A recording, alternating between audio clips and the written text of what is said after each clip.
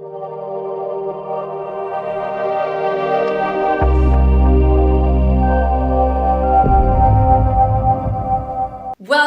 to CBRE Fast 5. I'm Iacono, and tonight I'll be covering part 1 of the winners and losers of the last 12 months in the top retail segments.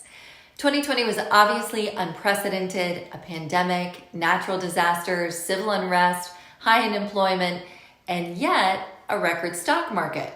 But there are still some companies, despite all this volatility, that came out ahead. This will be a multi-part series that will cover the major retail market segments. Tonight, I'll be touching on arts and crafts, auto parts, convenience, deep discounters, drugstores, and grocery. Let's go. In the arts and crafts sector, Hobby Lobby and Michaels were the two winners. First half 2020 was weak for all retailers in the sector as stores were closed and products were not top of mind.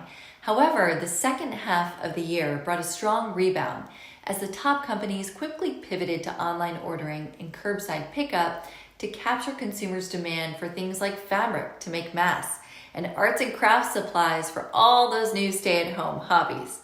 JOANN fabrics also came out ahead and saw a surge in their sales of over 20% during 2020, which happened to be a driver in their upcoming IPO.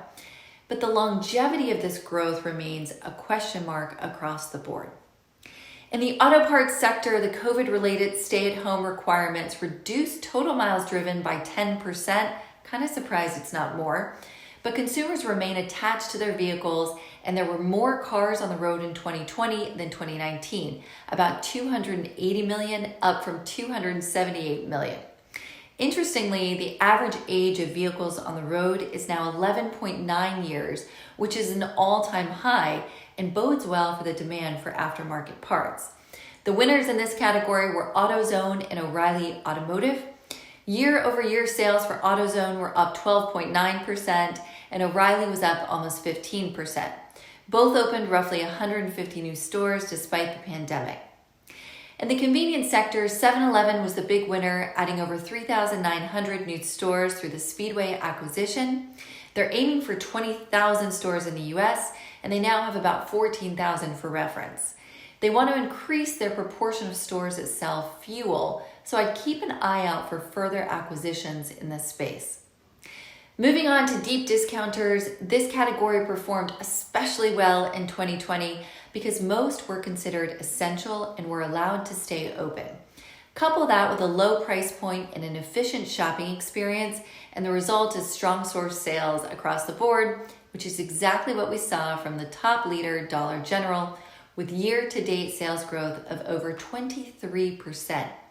DG is also increasing their expansion plans for 2021 to a record 1,050 new stores planned, up from 1,000 the year before, if you can believe it.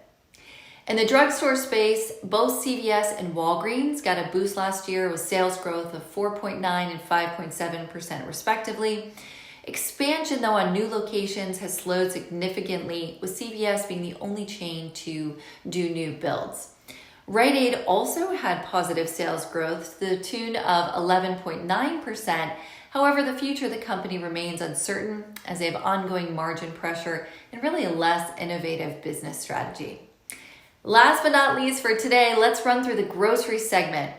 The pandemic elevated sales largely across the board due to the eat-at-home trend, but how sticky this change in consumer behavior is remains to be seen. The two top winners of the reported companies were Grocery Outlet, a West Coast-based chain, and Publix. Grocery Outlet saw year-to-date sales growth of 22.3%, likely driven by its value proposition of low-cost items despite having no e-commerce presence. Publix, on the other hand, has done an amazing job growing market share in the Southeast, really in Florida and other southern states, and they have plans to expand into the Mid-Atlantic. Year-to-date sales growth was 18.7% for Publix. Question marks in the sector are Albertsons, Fresh Market, Sprouts, and Southeastern grocers. All of those have benefited by pandemic tailwinds, but they're struggling to define their competitive advantage, and that is a very important element in what is a compressed and challenging space in the grocery world.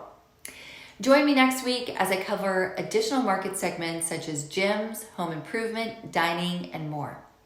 That was CRE Fast 5. I'm Carly Iacono. I look forward to seeing you again soon.